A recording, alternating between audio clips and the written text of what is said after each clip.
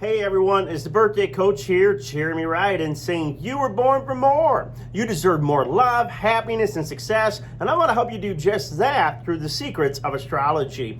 In this playlist that I'm creating called Help Me, My Natal Chart Sucks, I go over different placements that you may find in the natal chart that are difficult for many people to have.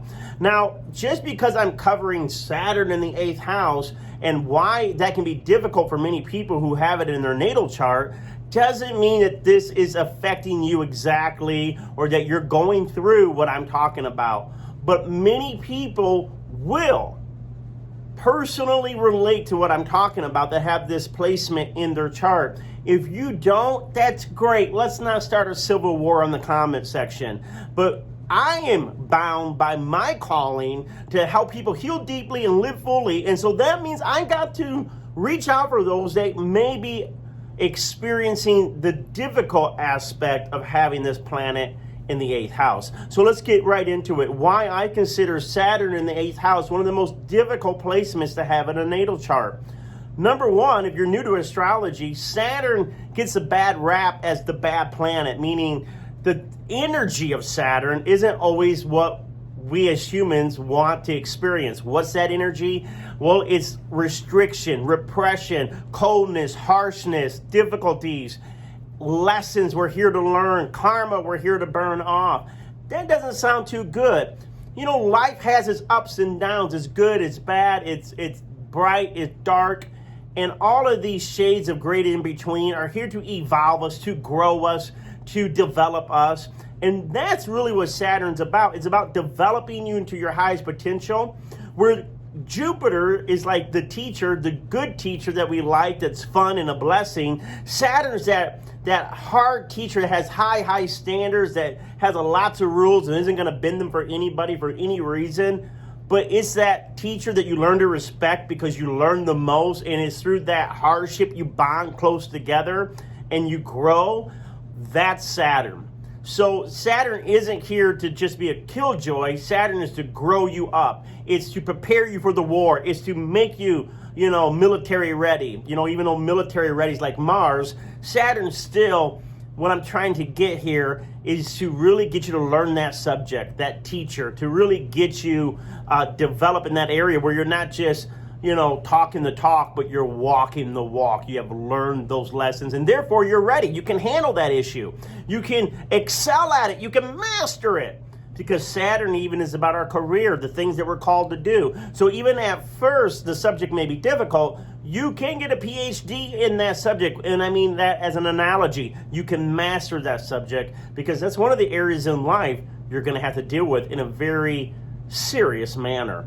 So why Saturn in the 8th is in this playlist of Help Me, My Natal Chart Sucks. Because, as I said, Saturn is hardship, restriction, coldness, difficulty on a negative low side. The 8th house is the house of our sexuality. It's the house of sex. Now, it is also the house of crisis, the house of taboo subjects and death and psychology.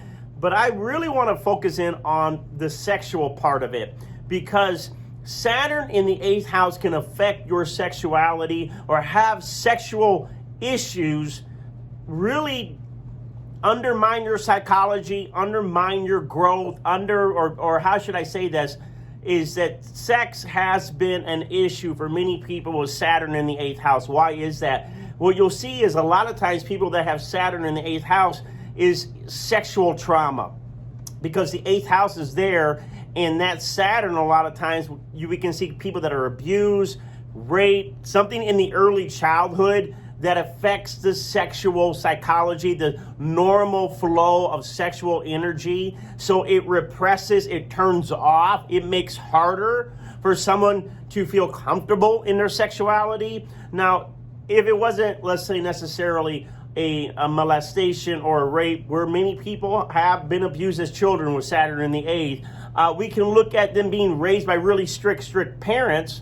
So where, you come from a religion that, don't talk about, your private parts. Don't talk about sexuality. It's not, you should feel guilty. Saturn's really good with guilt. Feel really guilty about your sexuality. Like, save yourself for the perfect person, and you wait your whole life and you marry someone and they're a jerk or she's a jerk, and it puts all this pressure on your sexuality that if you have anything, whether you're pleasuring yourself or whether you're just dating to enjoy yourself, you put so much pressure on the sexuality that you really can't receive it because you've got such a moralistic view that really doesn't allow you to enjoy your body. So it doesn't mean you don't have sex. It doesn't mean you don't desire sex. It doesn't mean you can't have sex, but you may not be really relaxed into your body, really receiving the deeper orgasm or the higher ecstasy of sex without feeling guilty or without, your mind, so much mental jargon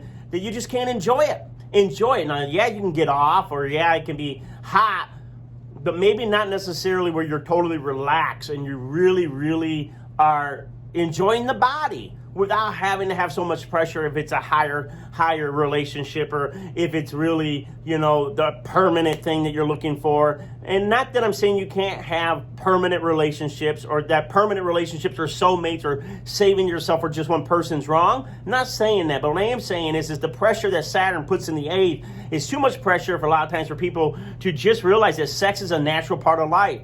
It is one of our functions. We got to eat, we got to sleep, we got to breathe. Well, sex is a need. Now, no, you don't have, there's many people that are celibate. There's many people that don't have to have sex. But is that because that Saturn in the 8th is causing you really to realize, to think that it isn't a natural thing to enjoy? And so, once again, we have people with that Saturn in the 8th, whether it's through childhood trauma or religious indoctrination or other situations, not feeling really totally comfortable in maybe their sexual situations. And so that's why I say it can be very hard in the 8th house, is because maybe you're not even Saturn's restriction. Maybe you're not even having the opportunity, whether you don't feel attractive or the other people don't feel attracted to you for whatever the reason is. It feels like, that part of your life is closed down. We don't want to close that down part because sexuality is a beautiful part. It's a wonderful part. It's a healing part because 8th house is a house of healing. Sex can be very healing. Sex can be very nurturing. Sex can bond two people, really, really bond them. And, some of you are like, yeah, but people, we're living in an age that glorifies sex and sex is meaningless. There's a lot of truth to that, but Saturn in the 8th, if that's where you're going, stop. If you got Saturn in the 8th and you're going, oh, well, people are making sex too late. No, that's that Saturn voice. And not that it's not supposed to be listened to, but Saturn's Capricornian. It can go to that. 8th house is going to extremes. Now we put Saturn there, you can go to extreme and being very critical about your body, critical about yourself and your sexuality. I see a lot of people that may be GBLT with Saturn in the 8th house. Why is that? Because, Saturn has a lot of times to do with society. And so whether your parents were religious and they didn't accept homosexuals or lesbians, or whether society, even though we're a lot more liberal nowadays or progressive or more spiritually open-minded, there's still, society standards sometimes, whether they say is normal. And so you could have grown up repressing your sexuality, hiding your sexuality, because just not feeling like it was acceptable. Thank God that we're living in the 21st century and we're realizing that we're sexual beings and we don't have to label ourselves, box ourselves. We need to open up and just receive love unconditionally in our heart for ourselves, one another, the universe, everybody, as all the masters taught. So with that being said, as I'm saying, what are you doing now to repress your own sexuality? What are you doing right now to be critical about your sexuality? What are you doing right now to be even cold in your sexuality? And so we want to realize that Saturn, remember I said Saturn is never, it may feel like it's denying you close, intimate relationships, a deep sexual union with another soul. It may delay it, but it cannot deny it. In fact, Saturn, if you're young and you think, oh, this is hopeless, hang in there, because Saturn really becomes a master. It teaches you to become master. So you, as you get older, can really become a master in sexual healing.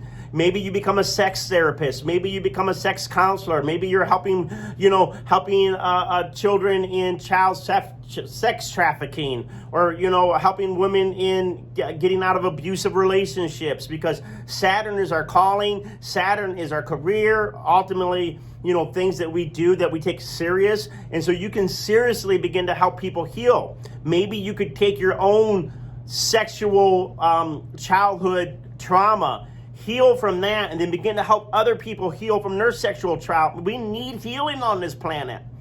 8th house is about transformation. It's almost like, when they say be born again Christian, it's about dying, finding finding purpose in your pain, wisdom in your wounds. 8th house is about transforming from the crisis of your life into a more empowered, stronger, wiser person, so you can really help people that have been hurt sexually, that have been frustrated sexually, that have had sexual situations that have undermined them. You can help them go through that dying of their past and being born again into a more empowered person, not allowing their sexual stories to stay stuck in their head by their trauma, to heal their story so they can heal their sexual life. Because sex should be great. It should be intimate. It should be wonderful.